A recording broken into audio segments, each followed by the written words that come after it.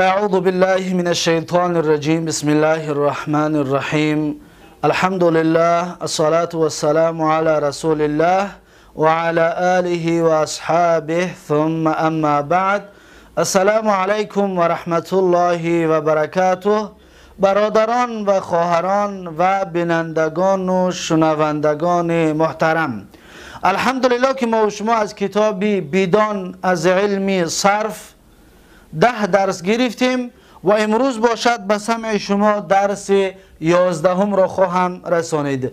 کتاب بیدان درس 11. موضوع درس 11 ما و شما از گراماتیک زبان عربی اسم فاعل هست. ما و شما گفته بودیم که عرب از هر مصدر 12 چیز اشتقاق میکند. اون 12 چیز یکمش فعل ماضی بود، 14 صیغه معلوم، 14 صیغه مجهول ما و شما با تفصیل گرفتیم. و دویم چیزی که عرب از مصدر اشتقاق کرده می گرفتن این فعل مضارع بود، 14 صیغه معلوم و 14 صیغه مجهول همچنین با تفصیل درس‌های گذشته گرفتیم. و امروز باشد سومین چیزی که عرب از مصدر اشتقاق کرده می گیرد اون اسم فاعل هست. اسم فاعل رو ما شما گفته بودیم که همگی 6 صیغه دارد و بس. اسم فاعل همگی 6 صیغه دارد و بس. آن صیغه هایش در اینجا چطوره که شما میبینید این همون صیغه های اسم فاعل هست.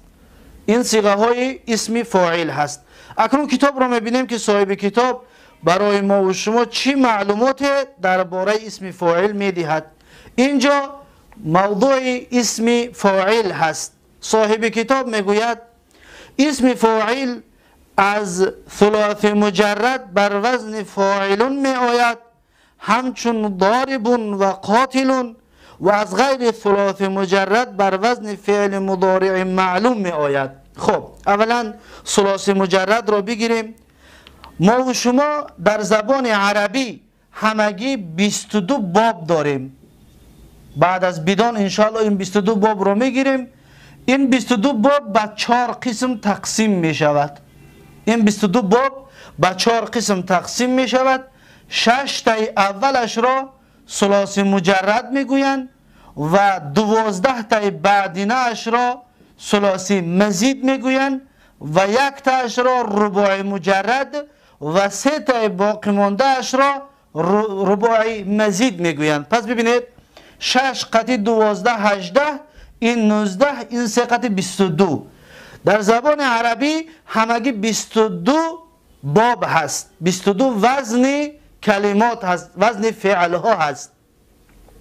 اکنون این 22 که حاضر ما و شما میخونیم این را ثلاثی مجرد میگویند. فقط انا همین 6 تای اولش را 6 تای اول را ما چی طور اسم فاعلش را میگیریم؟ خوب دقت بتید. اسم فاعل میگه بر وزن فاعلون می آید. اسم فاعل بر وزن چی میاد؟ فاعلون. دقت بتید. فاعلون.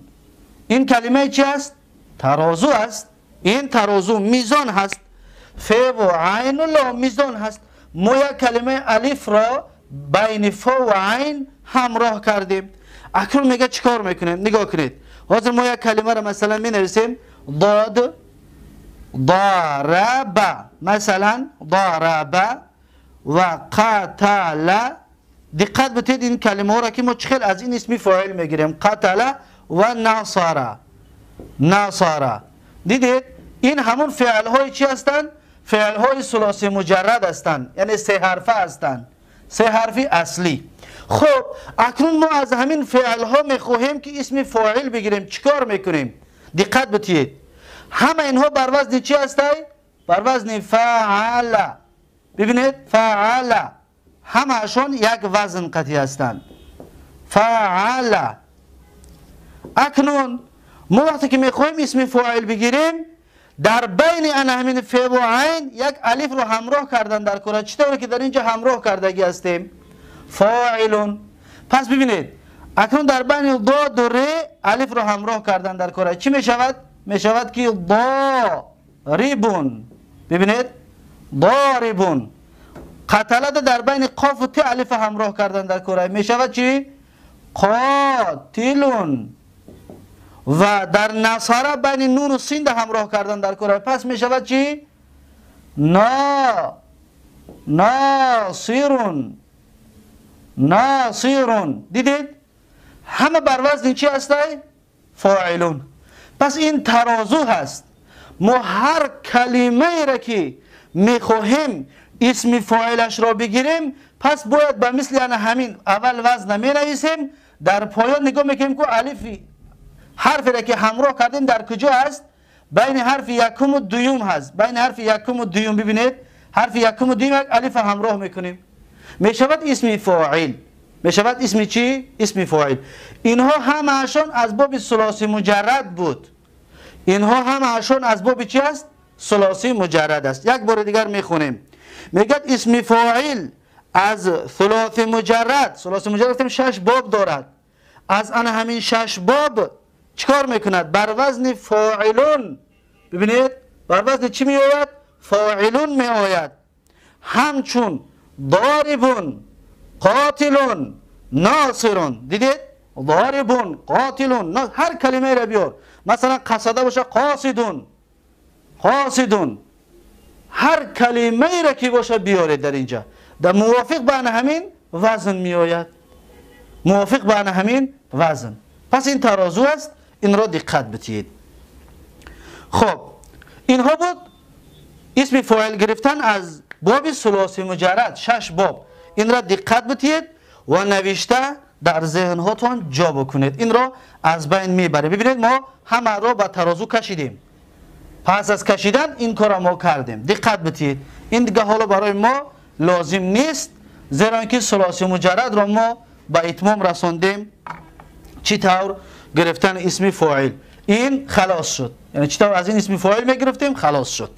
اکنون از این 12 باب، از این 1 باب، از این 3 باب ما چه اسم فاعل میگیریم؟ دقت بتید. از باقی مانده اینها همه‌شان یک جا، از باقی مانده یعنی که فقط اینجا فرق میکند، بر وزن فاعلون میاد. این باقی مانده همه‌شان ببینید چیکار میکنیم. دقت بتید. صاحب کتاب چی میگه؟ میگه که از غیر ثلاثی مجرد، یعنی از غیر 6 تا باب باقی مانده باب ها بر وزن فعل مضارع معلوم می آید. میگه فعل مضارع معلوم. بیایید فعل مضارع معلوم رو میگیریم. باب هفتم، 6 هفتم از این باب می شود.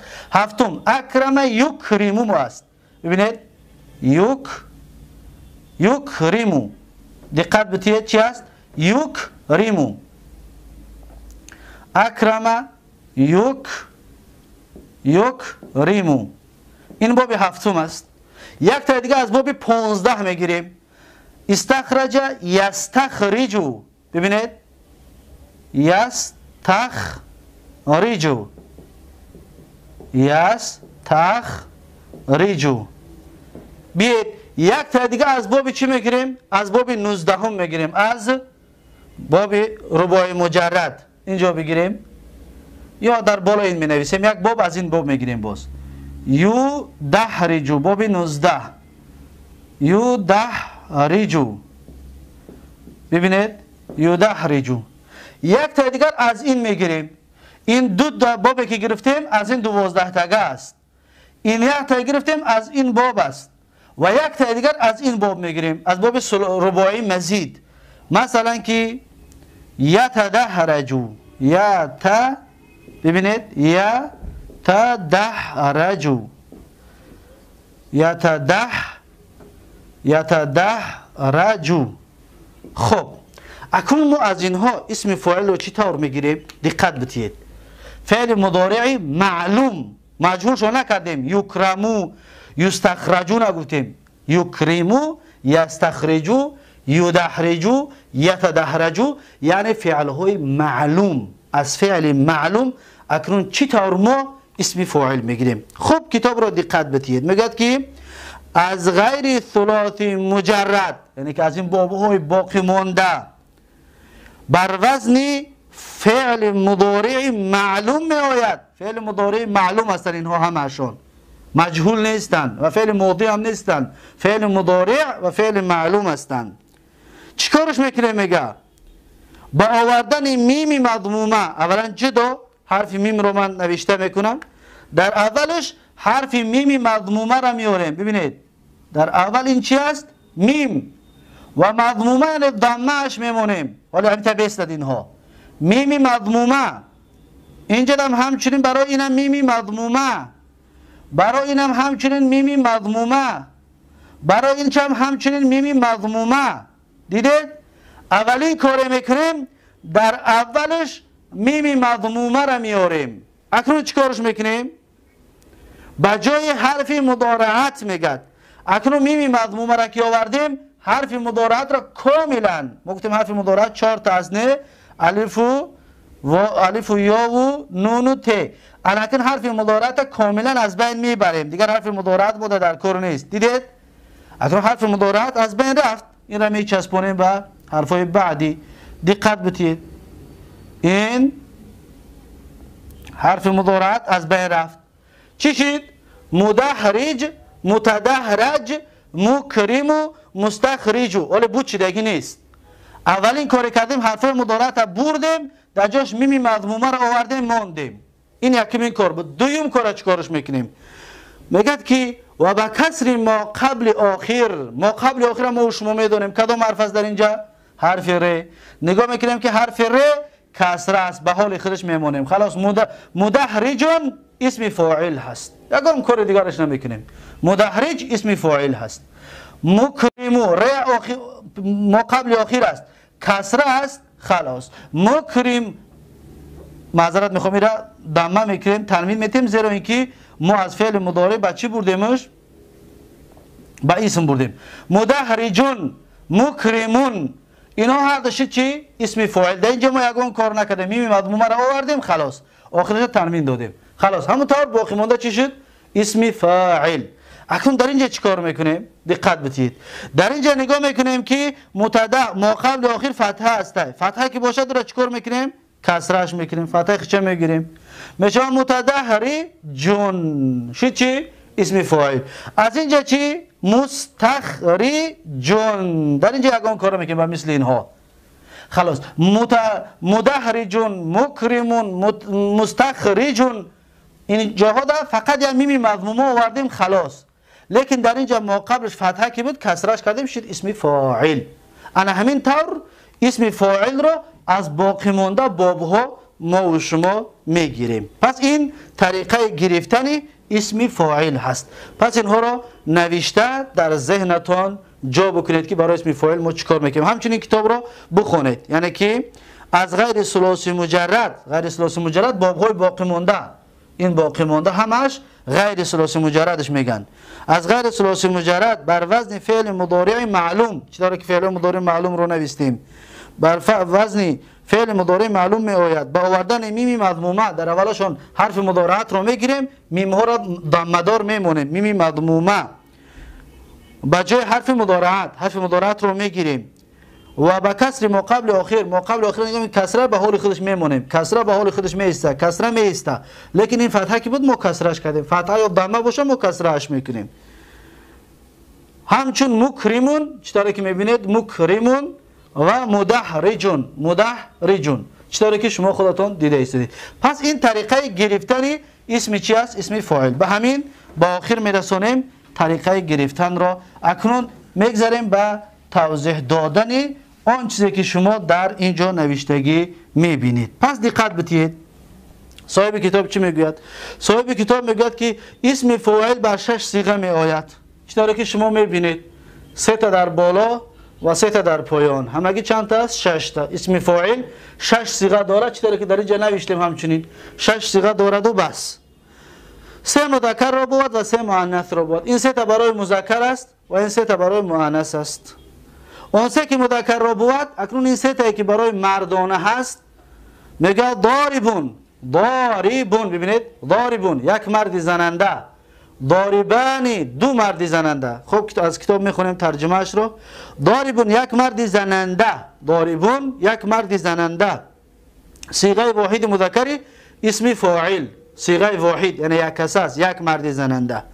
ضاربانی 2 مرد زننده، صیغه تثنیه مذکر اسم فاعل اینها دو کس هستند. دو کس باشد در بعد ب الف فقط نون همراه میکنیم چطوری که شما دیده استودید.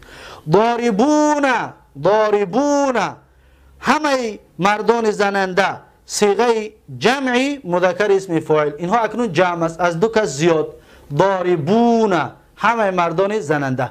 پس این شد سه صیغه اسم فاعل یعنی مذکرش یک مرد دو مرد مردها. اکنون میگذاریم در زنها یعنی مؤنث. مؤنث چی میگوید؟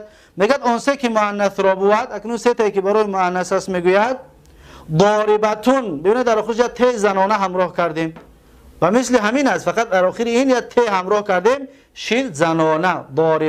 ضاربتون ترجمهش یک زن زننده صیغه واحده مؤنث اسم فاعل. ضاربتون یک زن زننده صیغه اسم فاعل صیغه اسم زننده صیغه واحده مؤنث اسم فاعل این از زن.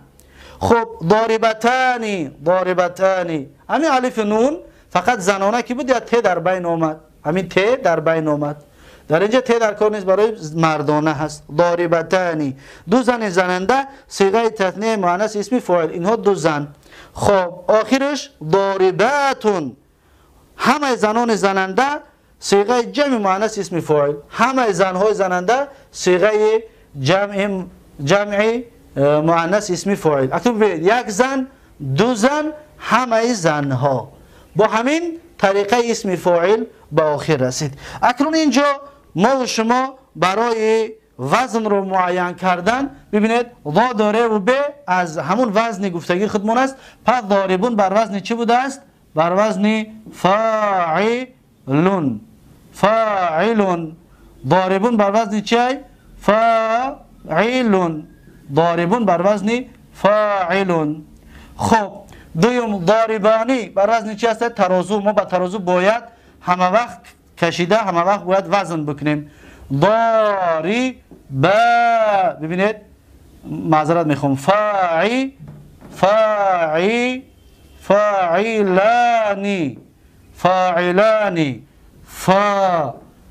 فاعلون فاعلتون فاعلتان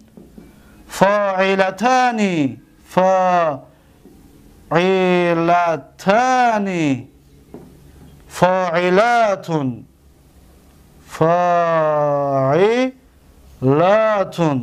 دیدید اینها همه چی هستند؟ ترازو هستند. همین ها را میکشیم. پس اینها را وزن ها را با ترازویشون باید همه وقت در ذهنتان داشته باشید. مثلا که ضاربون اگر ما 6 صیغه اش را بگیم یک جو میگیم ضاربون ضاربان ضاربون ضاربتون ضاربتان ضارباتون. یا مثلا قاتلون بگیم اگر یک مرد کشنده میگیم قاتلون قاتلان قاتلون قاتلتون قاتلتان قاتلاتون. یا یک مرد یاردم کننده میگیم ناصرون ناصران ناصرون ناصرتون ناصرتان ناصراتون. انا همین طور هر اسمی را که باشد میارید شما و به همین طریق وزنها قطعی میگوید و در ذهنتان تا اینکه خوب جا شود. بسیار تکرار میکنید تا اینکه هر اسمی را که دادن شما زود به همین طور گفته بتارید. مثلا فتحه ف و ت و ح اگر بگن اسم فاعلش چی میشود؟ میگه بر وزن فاعلون یعنی فاتحون. پس فاتحون فاتحان فاتحون فاتحتون فاتحتان فاتحاتون.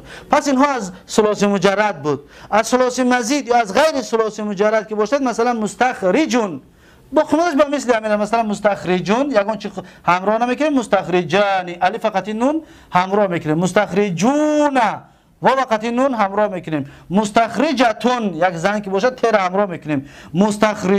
مستخرجتانی ت و الف و نون همراه میکنیم. مستخرجتانی. مستخرجاتون الف فقط ت همراه میکنیم. یا هر اسم دیگر مثلا مدحرجون مدحرجان مدحرجون مدحرجتون مدحرجتانی مدحرجاتون. یا متدحرجون متدحرجانی متدحرجون متدحرجتون متدحرجتان متدحرجاتون. انا میتونم قطعش همراه کردن میگه چیزی که لازم هست برای مردانه و زنانه بودن، یک کس و دو کس و جمعی مردانه یا زنانه چیزی که لازم است در اون همراه میکنید، پس می شود اسم فاعل. پس این بود درس امروزه ما و شما، اسم فاعل. این سومین مشتقات بود که عرب از مصدر اشتقاق میکردن. با همین اسم فاعل به آخر رسید. درس آینده انشاءالله اسم مفعول را خواهیم گرفت. بارک الله فیکم و جزاکم الله خیرا و السلام علیکم و رحمت الله و برکاته.